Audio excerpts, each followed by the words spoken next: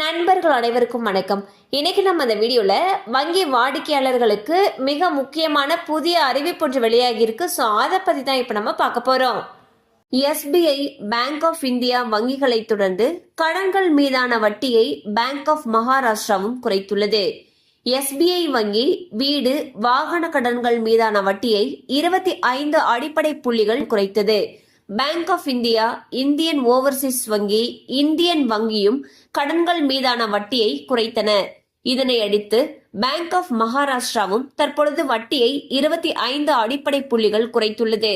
So பாத்தீங்கன்னா கடந்த சில தினங்களுக்கு முன்னாடி ஆர்பிஐ ரெப்போ வட்டி விகிதத்தை குறைச்சிருந்தாங்க. இதன் காரணமாக வங்கிகள் அவங்களுடைய வட்டி விகிதத்தை குறைச்சு அறிவிச்சாங்க.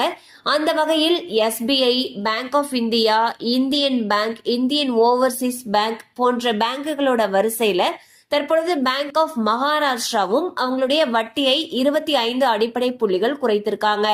இதன் காரணமாக அந்த பேங்க்ல வாங்கி இருக்கக்கூடிய வீட்டு கடன்கள், வாகன கடன்கள் மீதான வட்டி விகிதமும் குறையும்.